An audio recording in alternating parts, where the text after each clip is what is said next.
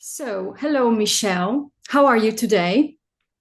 I'm doing awesome. Thank you so much, Anetta. Super happy to be here. Thanks a lot. To introduce to you all which are what will watch us or will be watching us at my YouTube channel, I would like to introduce Michelle as a entrepreneur. And in this agile interview with 3 questions, she was very happy to accept it. So I really like it. And I think without further, let's say, introduction, I will go to the questions because these questions will explain all the audience, I think, your path and your and what you up to.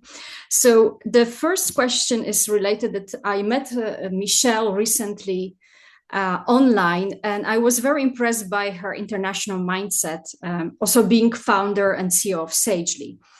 And particular also was very excited that she's partnering with my favorite startup community organization, Boston Startup Week, which is helping startups to grow.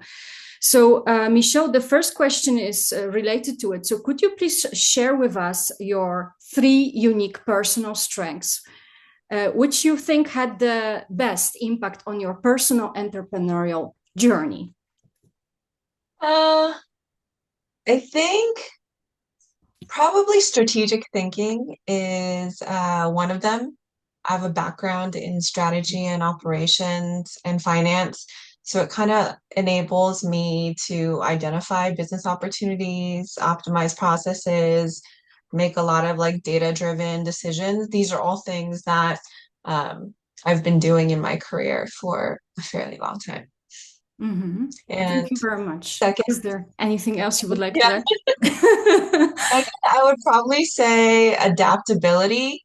Mm-hmm. Um, just managing multiple projects and priorities, having needing to adapt to different environments. Building a startup is really adjusting to like not having any sort of structure in your life. One second you're Mm-hmm. doing this, the other second you're doing something else.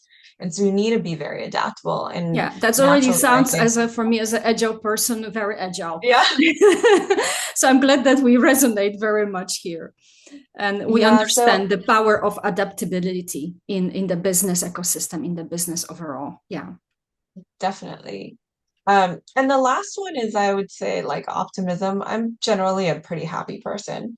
And so I try to, even though you have to be prepared to like go through some very deep lulls and valleys as a startup founder, viewing all of these things not necessarily as like failures, but like learning experiences is really important.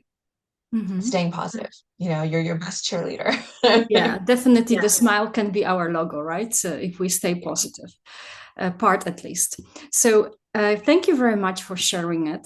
I very much resonate with that too.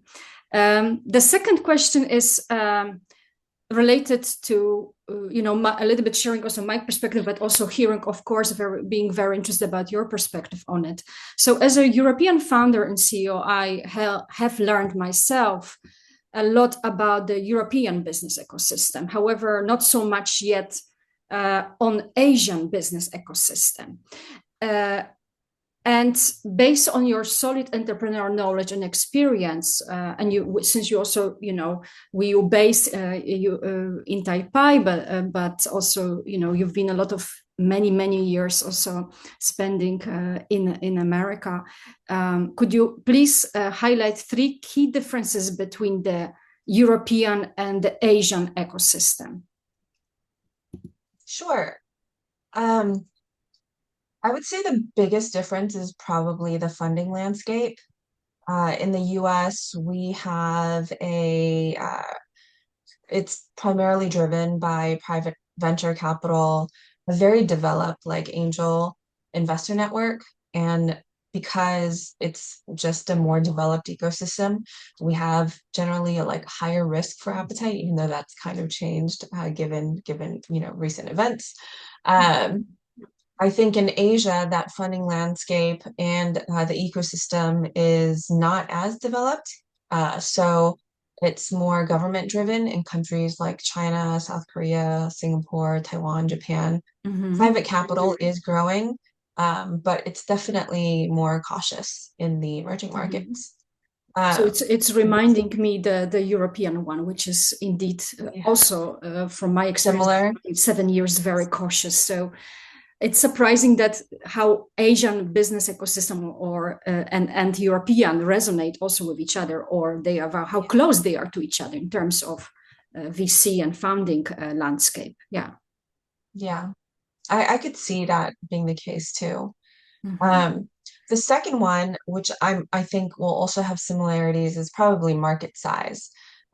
Again, US is very large, fairly unified, common language, right? We have very same regulations for the most part, and similar, relatively similar consumer preferences. Whereas in Asia, it's very diverse and fragmented. And Mm-hmm. so there's varied languages, regulations, cultures come into play. Um, there's like some very large markets like China, but I Mm-hmm. think most of them are just small countries that work very closely together. Mm. Very nice insight. Thank you very much. I hope that this will also be an eye opener to many people which you wants to, go and for example, scale up or develop their startup further in Asia or in US. I think that's also good to know from directly from you. So thank you very much for sharing this with us. So Oh, the third oh, question, and I always well, there's one last one, but it's yeah, okay. yeah. Oh, you I can want skip last over one? it You if you. okay? Let's do it. Yeah. Uh, the last one is like regulatory, the environment. That's also very different. In the US, we have consistent, very strong legal framework protecting intellectual property rights. Mm-hmm. Um, in Asia, there are like some stricter players, kind of like China again, that play where the government plays a huge role. And then other countries like Singapore that have like a more favorable startup policies. Okay. Okay. Well, that's also a regulatory one, which obviously companies which want to bring their products to clinical trials, or like stem cells or other products, have to be aware of the differences. Okay. So I think now we can go to the question 3, which is more related, I would say more futuristic, giving some perspectives. So thinking about future female founders, so that's what I call it, more futuristic, um, related to future of female founders, who want to make, especially the founders which I'm talking about, are the ones who want to make a difference in this world. Um, and I really like, your expression, which is wish I knew then what I know now. So the question is directly related to that. What was your wish I knew then what I know now moment about the American startup ecosystem? If you could comment on that. Specifically American, I don't know. I think Yes, this is a yes. universal. I think uh, it's more of like a universal. It's kind of like I think this applies no matter where you are, right? Mm-hmm. It's um, just how long the entrepreneurial road is, and that it really never gets easy. Mm-hmm. Mm-hmm. And so, I forgot what it was, but someone said it's going to cost more and take longer than you expect. And when you hear, a very seasoned startup founder say that, you're like, Mm-hmm. oh, yeah, okay. But I know, as a young startup founder, you're like, oh, I know how to do it differently, or I don't think it's going to take it is. It most definitely It is will going to take take long, longer and and going to cost more yeah, and no matter than in what you that's what you thought. said, no matter in which sector you are you in life Yeah. sciences, probably it will even take longer because life sciences are even more demanding in terms of biologics. But that is something which is indeed good to see from you. This that the timeline will be long. Yeah. Yeah. And also, it leads into kind of like making sure you're starting your startup for the right reasons, right? Because the road is going to be long and not an easy road to walk. down. It when things get tough, you need to want it for a different reason, you know? Mhm. There has to be something more meaningful to keep you going other than, oh, I just, being a startup founder is cool, or this is just like my career choice for now. There has to be something more. There has to be some purpose, right, in this, and deeper why.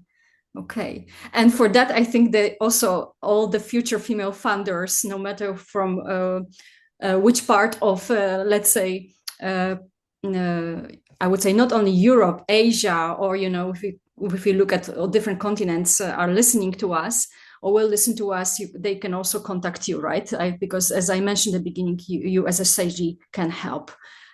Yes, Uh, definitely. Reach out to us at Founders. SAGELY. We are, So yeah, built for founders, yeah, built yeah. for entrepreneurs. And so our startup is basically, to bridge that gap between founders and, the expertise that the founders themselves have, and Mhm. also the expertise that they lack, because nobody's an expert at absolutely everything, right? And Exactly. so with SAGELY, you actually get near immediate access to whether it's like a CMO that you need, a CFO that you need to talk to, a sales expert, all of these amazing humans that maybe aren't in your direct Rolodex, or you can't or isn't on your advisor Mhm. network already. Mhm. They are with Sagely. Mhm. So So yes, it's please good. reach out to It's us. good to hear from you as a CEO and founder. Yeah, that said, you can really help future female founders. Also related to this question number 3, and of course, I'd like to ask Michele more questions because she has more insight to share.